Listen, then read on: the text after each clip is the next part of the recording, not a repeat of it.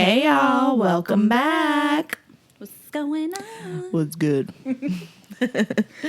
I'm so happy to be back. Hi, yeah, I know. Hold on. Can I move this closer? Yeah. Okay. Good. Yeah. Hold on. I'm like a little shorty. Sorry, All right, guys. here we go. Sorry, guys. We're causing chaos over here. Getting situated. I know. What is up, y'all? Happy Tuesday. Yes. St. Patty's Day is in 2 days. Woo, woo.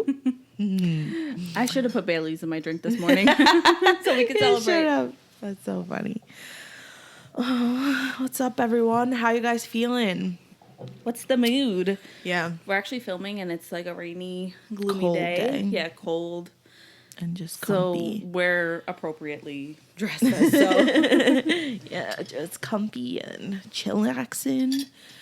Oh, look, we're wearing Just all like, black. oh, we are. That's like regular for us. Yeah. I guess.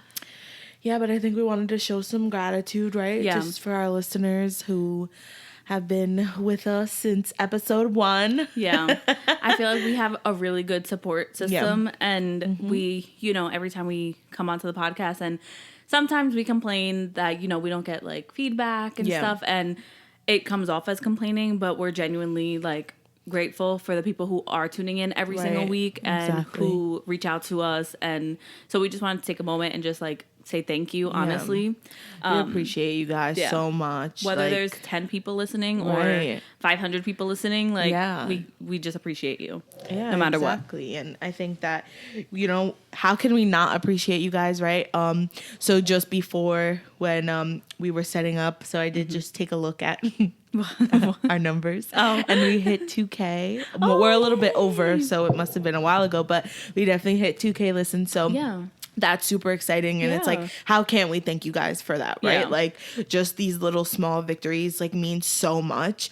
And I just think that, like, we really do appreciate it. And just hearing, like, your feedback and, like, reading your comments and, like, things that you say, it's just, like, it goes a long way, right? It does, like, and it gives us that, like, motivation to do more, put out more, and just be more, like, motivated and make sure that we're giving you guys the content that, like, you guys deserve, right? Yeah. Yeah. And if there's something like the last few episodes we've had guests, so we've tried to like incorporate that, but I really do love that this episode is like just us back to the roots, back to the basics, because I think that too is like really big with you guys and our community. Yeah. Like I know that you guys want us to just be like very candid and raw and just delivering whatever we say, and we really do try to stick to that. Yeah, we love that. Yeah. So even like we were just talking about this too, how like it's easier to niche down and talk about things. And that's always what, like, in any industry you're in, this is just, like, a sidebar, but they're always going to tell you to niche down because it's always easier to talk about something you're an expert in. Right. And we're not experts in life, but we just feel like this is what we want to talk about, everything about life. So. Yeah, and that's what, like, I think we love about it is that, like, we don't, like, we always say, like, right in the beginning when we came into this, we had this whole running list and, like, this is what we're going to do. We're going through all these topics, and it was like, we were noticing that we were hitting some of those topics, but it was like, okay, like if we came into the studio like and didn't feel it, we didn't feel it, and it was like, okay, like, well, Mariah, like I went through this today, like let's talk about this. Mariah's like, and I learned this today, let's talk about this. And then that's what we just took it and ran with it, and I think that that's when we produce the best is when it's just like 100% boom, right? I think we're very energetic people too, so our energy is just, if it's not there, I feel like it's easy too for our community to say like, oh, that wasn't it, right? So and I feel like we've had those comments too where it's like we sort of either forced ourselves to talk about something or we stuck to the script and it was like it wasn't serving what, exactly. So, just wanted to love throw that out there. Yeah. Oh, sorry. Yeah. It's me this week. No, definitely. But I think this week we're really gonna just take you guys on our professional growth, right? And like where we started, whether, with our educational background and then where we got into and the our professional lives, I guess. Yeah.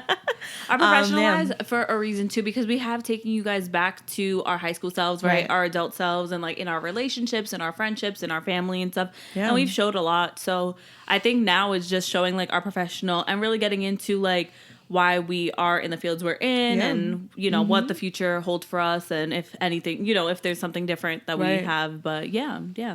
So I love that. I thought this is important. Yeah, I think so. And I think it could be fun, right? Like our other world, right? Like our professional selves. Right. Even though I'm not professional at work, but no, I'm kidding. Want me to go first? Yeah, sure. Kick it off. So, okay.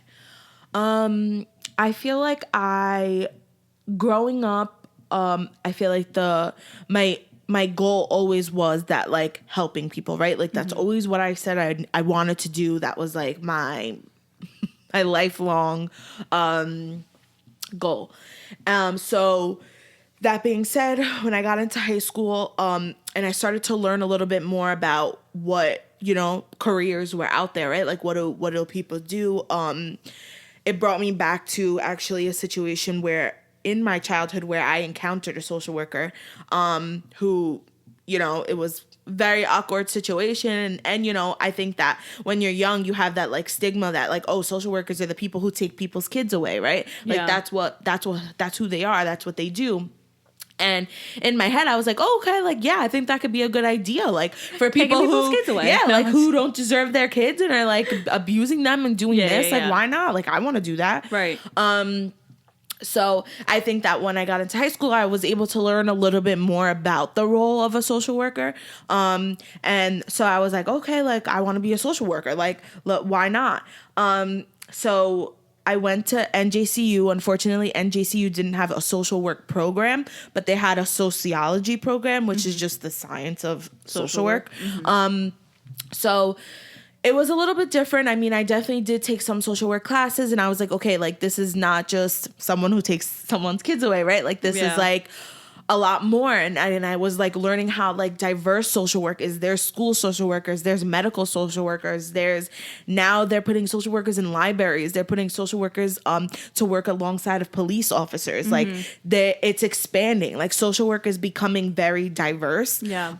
Where, you know, you can kind of really put a social worker anywhere, right? And we can make it happen, right? Like, make the situation work. And I think that also it's really nice because they could also work with different people, not just, like, one type of person. So that I really fell in love with it more as I got into as I was going through college. So I worked for my first, like, real world job. I worked for the Board of Education in Bayonne, and I was a teacher assistant. I forgot you did that. Yeah, and it was for the autistic program, and in the beginning, I loved it, right? I was like, this is amazing. Like, these kids are amazing. Like, this is amazing, and no bash to the Bayonne Board of Education system, but I just didn't, I had to leave there because I just didn't feel supported. I didn't feel like, if God forbid I had to do a physical restraint on this child, right? Like, or I had to, you know, you're getting, you know, really beat up by these kids all day long who, you know, it's not their fault. This is not... You were with younger... Yes, I was with the pre-K, so they're still kindergarten. Learning. So yeah, they're still learning themselves, like, how to get through this. Function in a... what is it called? Like, this is like an atypical world, right? Or exactly. vice versa, whatever. But yeah, how to function in that kind of world. Mm-hmm. So although I loved it, right? Like, I loved what I was doing, but I was like, you know, there was always that fear in the back of my mind, like, oh my God, one wrong move, and like no one has your back. Like, that's how I felt. So I was just like, okay, like, I got to get out of here, right? Like, this is just not for me. So, but I think that when I left that job, I left with the love, right, for the autism community. And I was like, my lifelong goal, right? Like, change has to be made, right? Like, there needs to be more needs for them. They're like, I feel like there's not enough, right? Like, as a society, we don't do enough for kids or even adults with special needs. And I think that that's something that I was there for a reason. And I'm super passionate about that. So I feel like that's why, like, I was, you know, put in that job. And I know that, like, right now I'm not doing anything towards that, but I know in the future I will be. Just because I'm so passionate about it. So then I was, like, unemployed for, like, a few months, and it was just like, I had so much anxiety. I was like, oh my God, what am I going to do? So then I was like, okay, well, like, I got to get, like, my big girl job on, and I got to, like, what did I get a degree for? So, my current job, I started off as a family advocate. So I work for a Head Start in Hoboken. So it's a nonprofit. I was like, oh my God, like, I'm working in a school again. What I love to do, right? I love to see the kids, but I also love what I do, and I love social work. So it's really nice to be able to combine both worlds and have the best of both worlds. So I got this position, and pretty much what I was doing was I was, you know, we say the family advocates are the jack of all trades, right? Like we're the school nurse, we're the secretary, we're the social worker, we're teachers, we're janitors, we're cooks, we do it all. But it was amazing because like I'm the type of person that I need to be like on my toes all the time. But you also have that downtime as a family advocate where sometimes it's not a lot of paperwork. So I saw the perfect opportunity to, hey, like, why not get my master's? And see how I can, you know, excel that.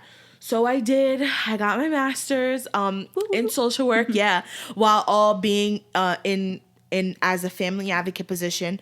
And then I was telling myself, like, after getting my master's, as I was soon to get my master's, I'm like, damn, like, there's really no growth for me in this company because I'm like, you know, I always just say it to my friends. I'm like, guys, like, my boss is super young. Like, her boss is, like, in this position forever. She's not going anywhere.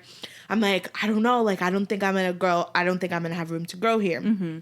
Fast forward a few months, my boss got a better, you know, position with the Board of Education, and the supervisor position opened up. So I was like, holy shit, like, I don't know, should I do it? I know it's a lot of work.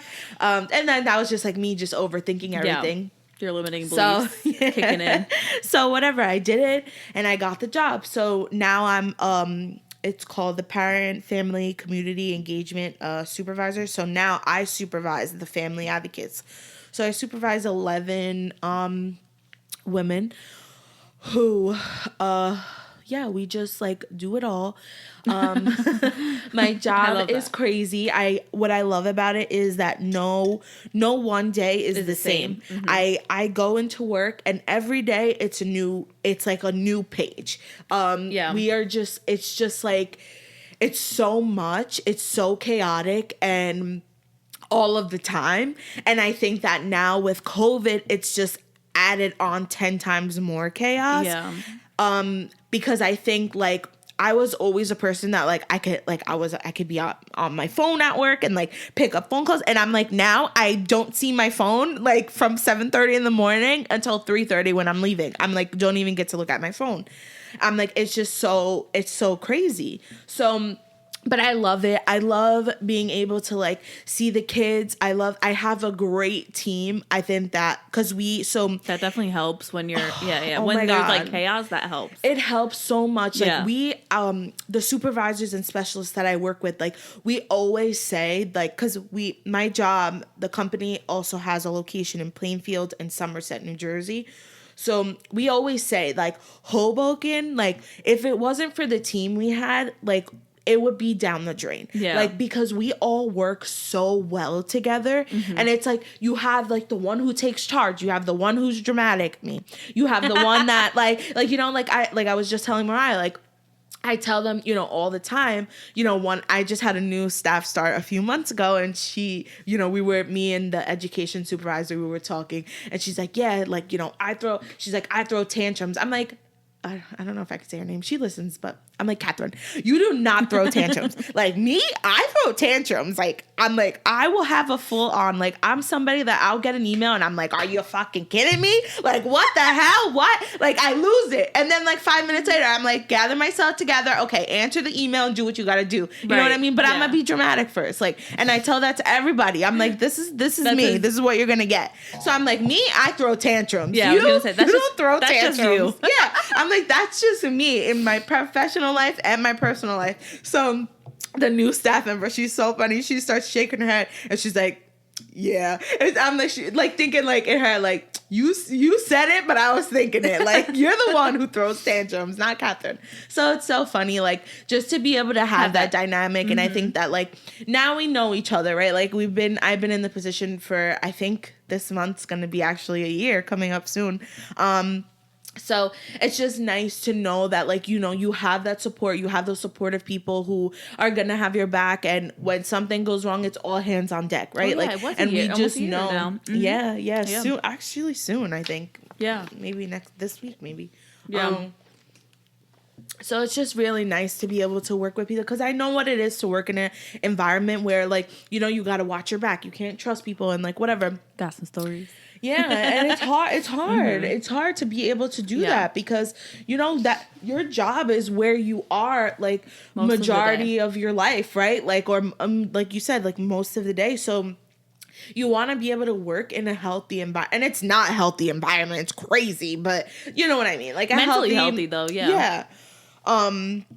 But I mean, it does have its, like, shitty times where, you know, you don't feel supported by, like, your supervisor, or maybe, you know, things just aren't fair. And I think that I really did go into this position, like, wanting fairness, like, across the board, because I think that, and there's things as a supervisor, I'm like, I don't know if I can handle that. Like, you know, like, I don't know if I can approach this situation, because, like, I'm not approachable. Like, I'm not and it's not even about confrontation, but, like, I don't like confrontation. So I think that that's where I struggle as a supervisor. And I always say, I'm like, I need training, like, right? Like, on how to, like, I had the other day, I was, like, having a panic attack because I had to tell, like, a staff member she can't wear crop tops to work. And I was, like, losing my shit over it. And I'm like, girl, just tell her, like, it's not a big deal. But, you know, it's like that anxiety of, like, telling somebody what to do, even though I don't like for people to tell me what to do. But, like, you know. No, I totally understand so that. It's hard, like, and even, like, you know, thank God I haven't, like, oh God, knock on wood, like, haven't had to deal with, like, any, you know, like, drama within a staff, like, parents every day, like, you know, but within a staff member, like, you know, I haven't had to deal with something like that, and I'm, like, so grateful, because, you know, I think that, and I don't know, but I think I went into this position with that mindset of, like, listen, like, what's fair is fair, what's not is not. It's going to be the same across the board for everyone, you know? Like, I'm going to keep it 100% real with you, and it is what it is. But I think I try to be, you know, like, a cool supervisor, but I also, you know, keep that professionalism. I love that. But it's hard. So what do you see for yourself? Like, after this, or, like, right now? Yeah. Like, I don't know. So is there a next chapter soon, or is this something that you really want to grow in? I mean, I definitely, I'm struggling with this right now, because I actually just last night, I just applied to be a certified social worker. Ooh, I love and that. I bought the course to start studying for my license. So I'm really excited about that. So I think that's definitely the next chapter. It's just studying for my license and hopefully taking the exam by the summer. I think that's something I'm really looking forward to. Unfortunately, I don't, again, like, and who knows, maybe I'll prove myself wrong, but I don't see growth in my job right now. I think my boss she's here to stay, you know, she loves what she does too. And also, I think the pay scale at my job is just, I'm working for a nonprofit, so it's definitely lower than what I should be making. So I do think that if I was to plan for the future the way I want my future to go, then I need to start moving towards the geriatrics side of social work and working with the elderly, because I feel like if I do make that move to Florida, that's my population over there. So I do think I need to start moving towards that. I'm being open to trying it, because I've been working with kids so long that, like, that's really I don't want to let that go. Yeah. But that's also all I know. Yeah. So I don't know. Like, I feel like, so you'd also look into, like, what would you look into, like, hospital or more? So like, I think I'll like the hospital assisted setting, living facility director, right? There's, like, stuff like. So that's really more of what I'm looking for, like, a director in a nursing home or a facility. I think that's what I'm leaning towards a little bit more.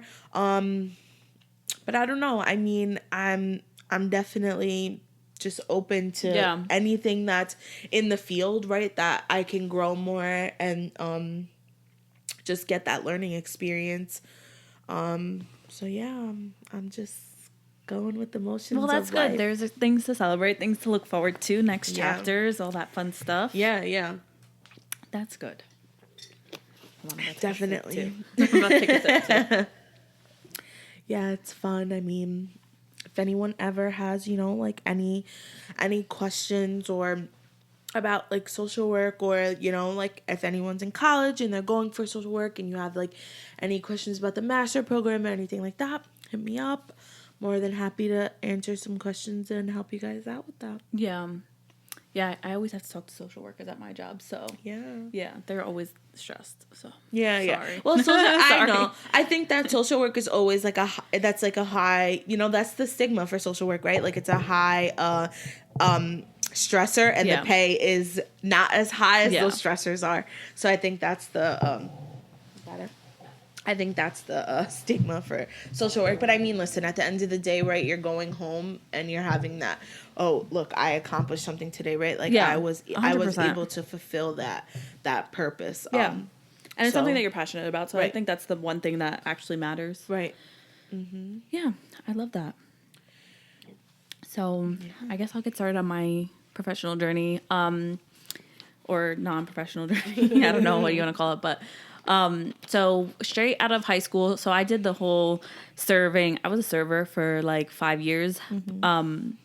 And I learned so much. I think my work ethic was built in restaurants.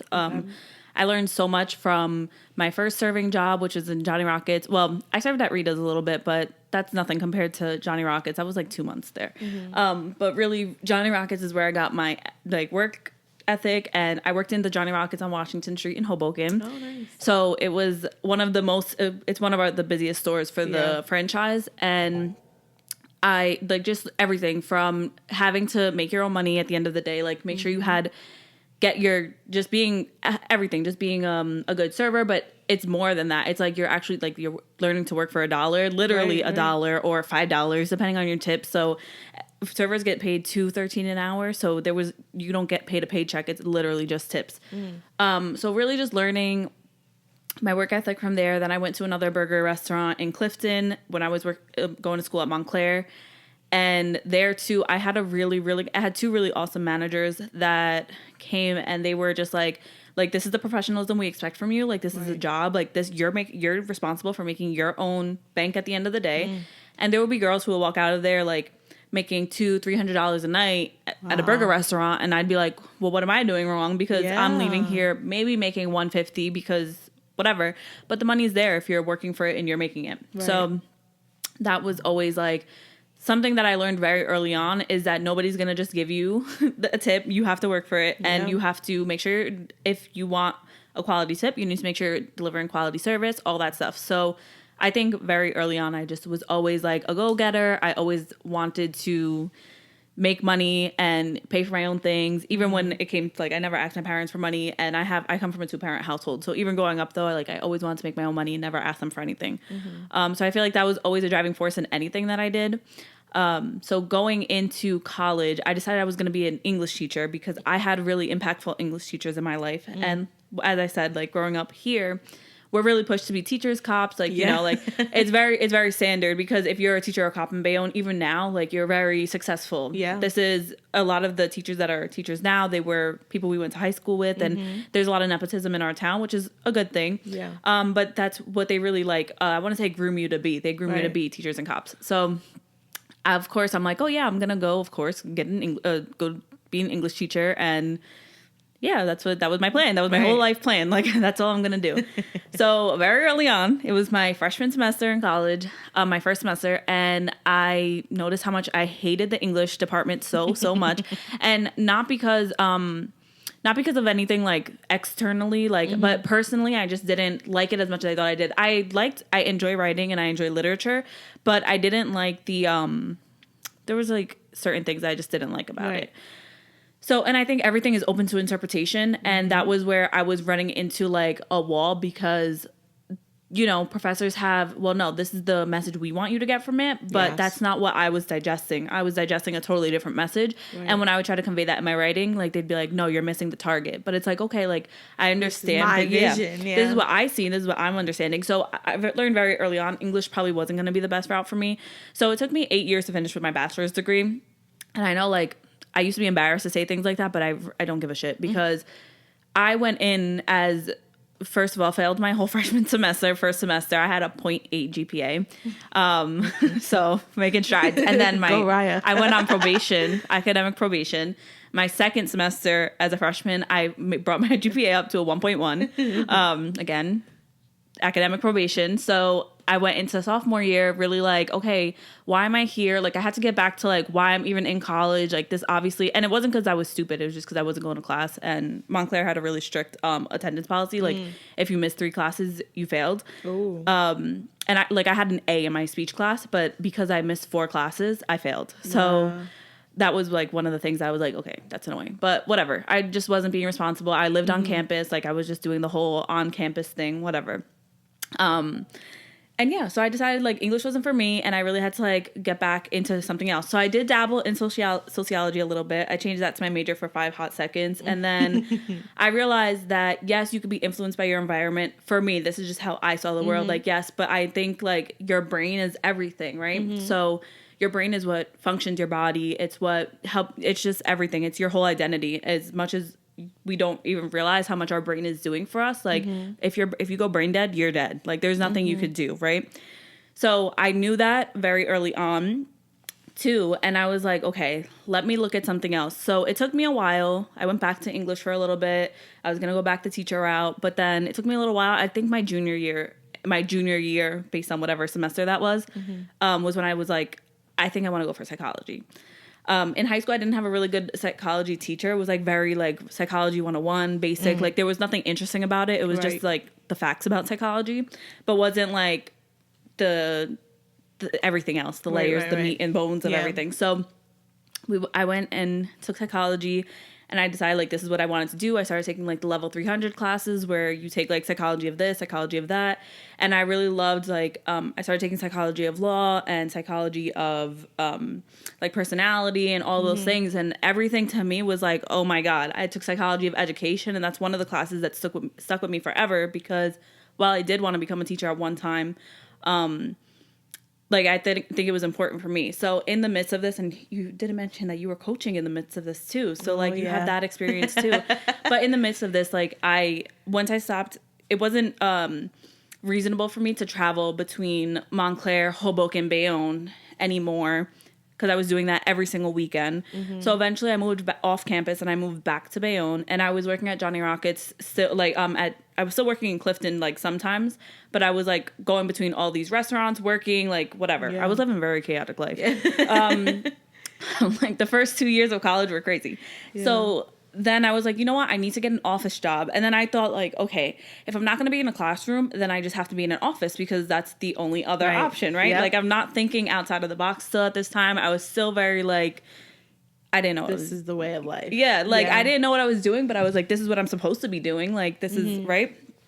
So I end up getting a filing clerk position through the city. And I was working just as a filing clerk. And that was that for like a year.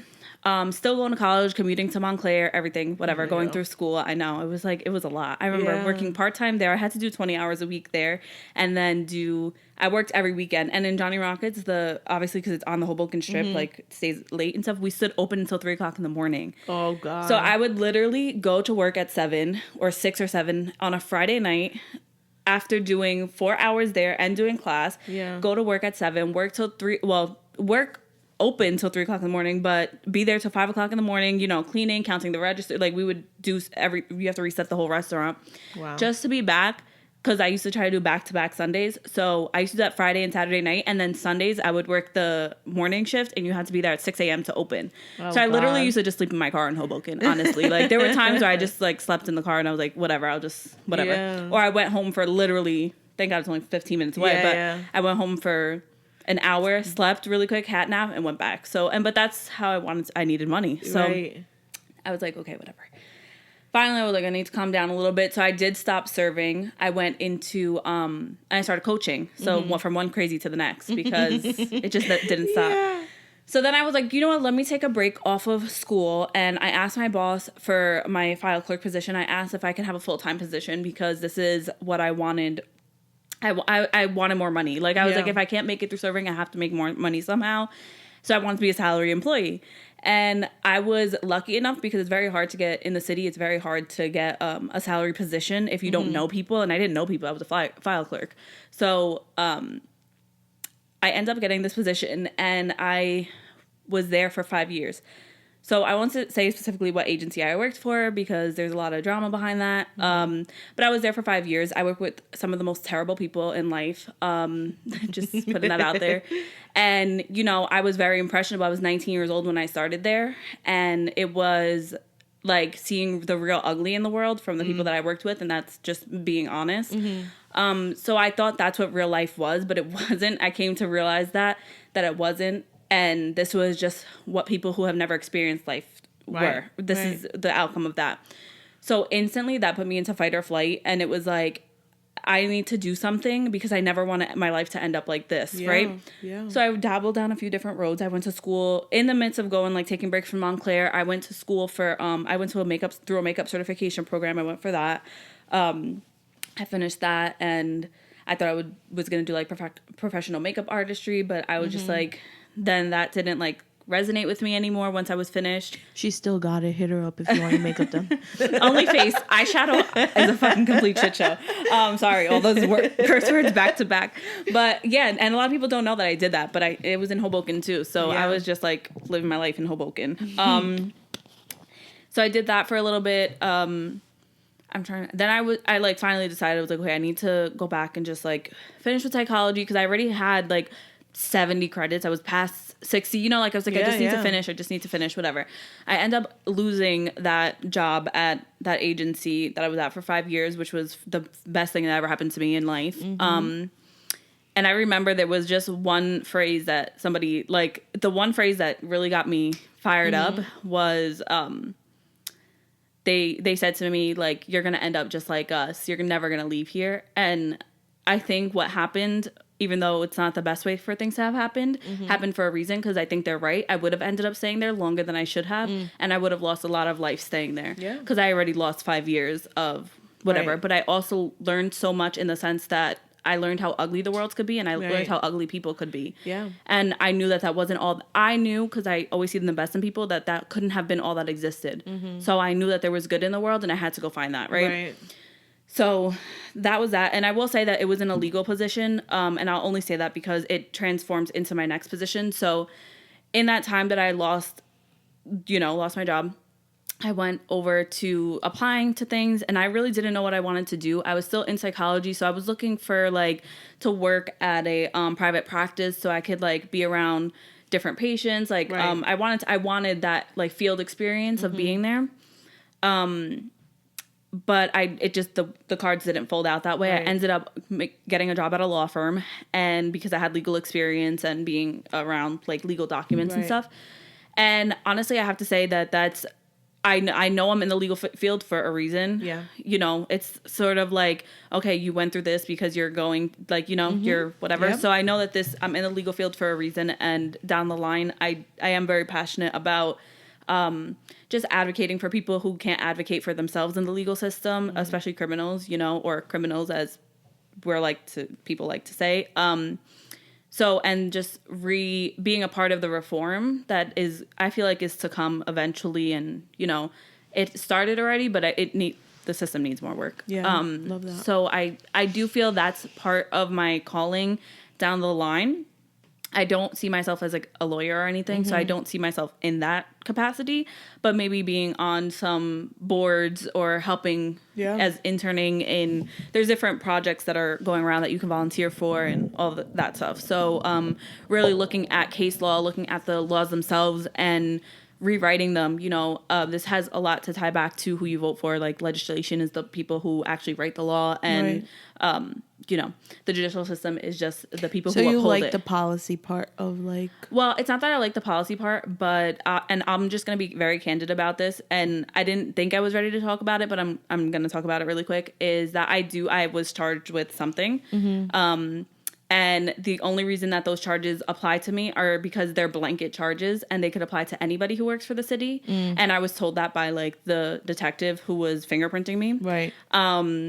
And he basically said, like, it doesn't matter. You could be like, you know, you could have done something so minuscule, but they have these blanket charges because they want to whatever. So that policy part is like, okay, because you have that underwriting or you have that fine print, that's where you got me, right? And it's like, okay, but you're not what's not taken into consideration is context. So yes, while it looks like based on perspective of the law, I could have done something wrong.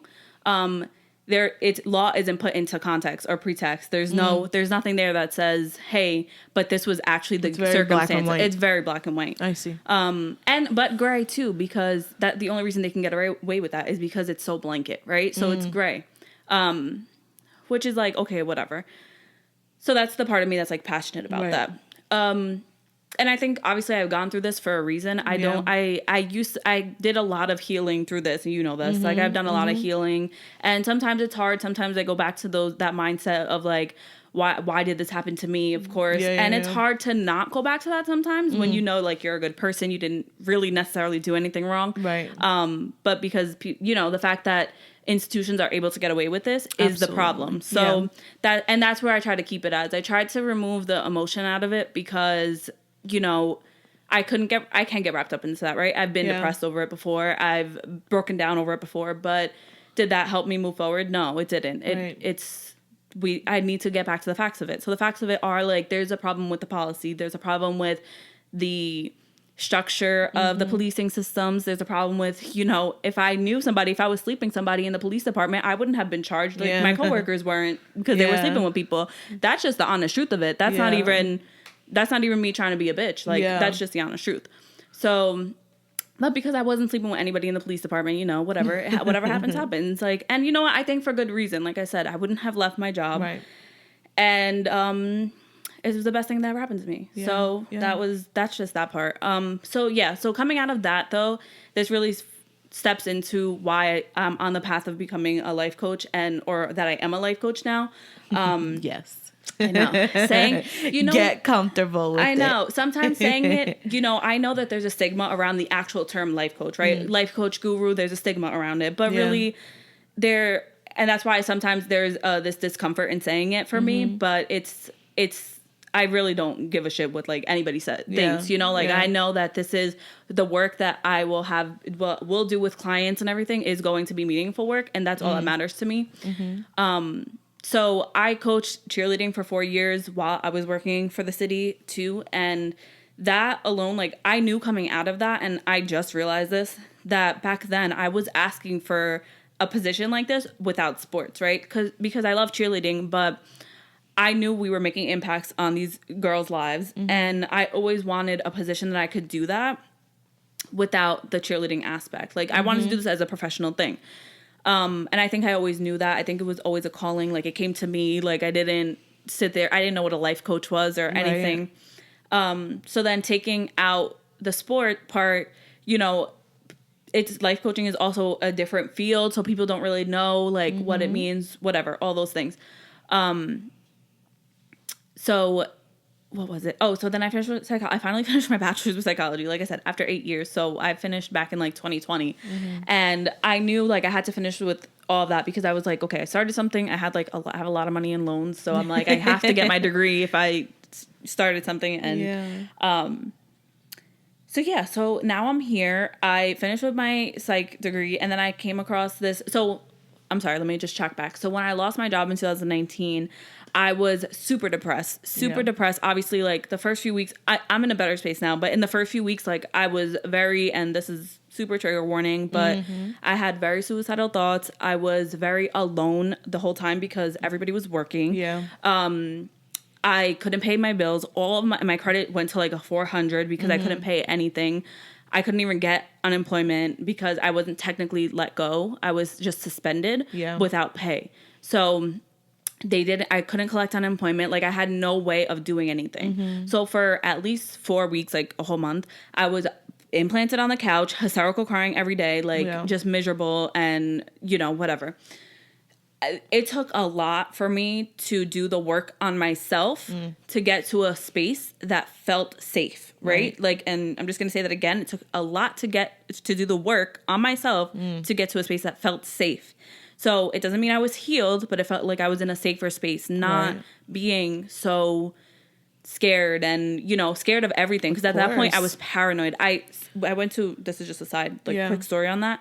My mom went to a bar and somebody that worked in the city came up to her and said, "Oh, your daughter's car broke down the other day, right?" And she was like, "How'd you know that?" It did break down. And she's like, "Oh yeah, just a heads up, they're still watching her." And this is before I was charged with anything or anything. So I was super paranoid the entire time before I actually was charged.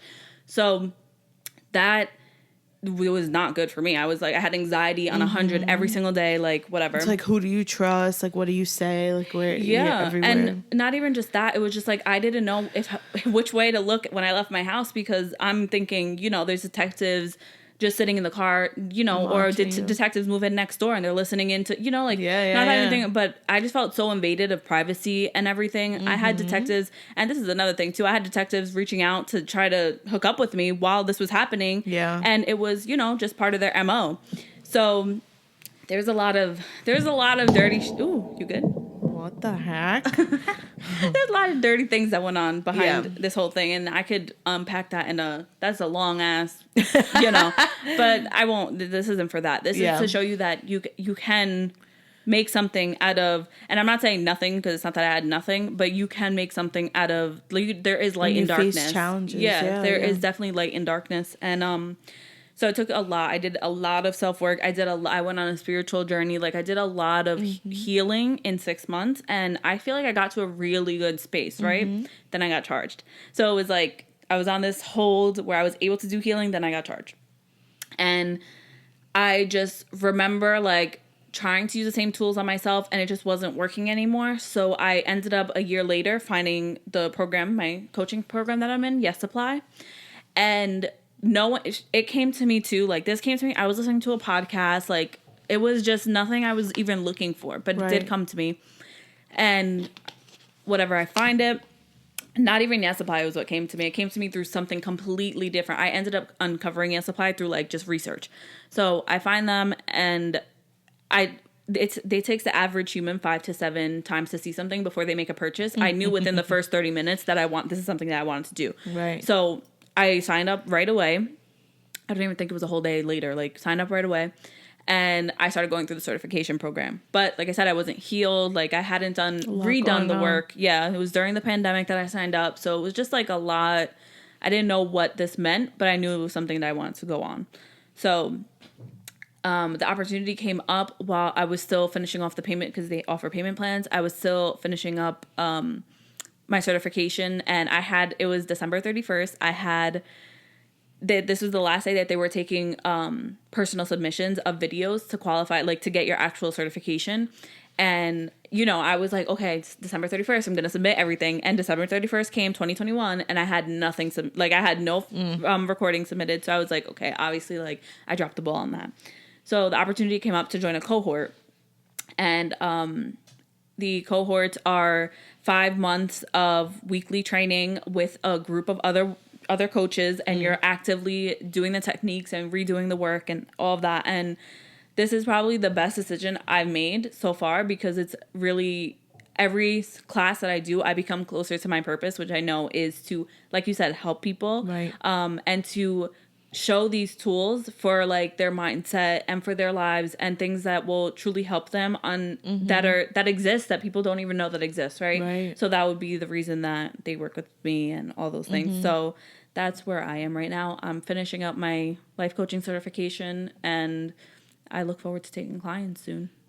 Yeah, so that's fun. I can't wait for that for you. Thanks. Because I feel like if you guys know, like, Mariah personally, and I think even just listening to her on the podcast, you know that, like, that not only just like the spirituality, but that like just like uplifting like conversation just comes naturally to her. So I think like when she brought up the life coaching thing and she was like telling us about it, and one, you can hear her passion in it, right? And then two, you just make sense, right? Like that's what she does on a day to day. So I think just her diving into that and learning more about it is just it's gonna be such a great thing in the long run. Thank you. Yeah, I think too, and it's it's sometimes it's hard to look back, because I know even during our friendship growth and stuff, right? When we first got close, I was in such a good space. Yeah. I don't see myself like that, what you just said anymore, because of I feel so disconnected from like my spiritual self, and I've been getting back to that. So I'm really excited. I think I know it'll be received well, and this is just really a big part of me, and it's always been related to just like helping people, helping mindset and all that. So yeah, I'm excited. We have such good, bright futures ahead. I know, and that's what I was gonna say. Like, I think that what's that saying? Like, the hardest battles, the strongest soldiers. You know, whatever. You know what I'm saying? And I just think that like sometimes we have to, and it sucks because like the horrible things happen to such great people. Yeah. And it's so annoying that life is the way it is, but whatever, we get through it, right? Like we get through those hard times, and I think that you should get that quote tattooed. I just think that we have to appreciate those bumps in the road, because like you said, like it's so hard to be able to look back and be like, wow, I did that, like like like I got over that, right? Like I accomplished that, and it's just like, how, right? Like and you can't, because I can't even like, I like put myself back in with like the last 2 months of my master's, and I'm like, I had a baby in March of 2020. I literally had Adriel on the 26th. That first next week of April, I was starting like my second to last semester.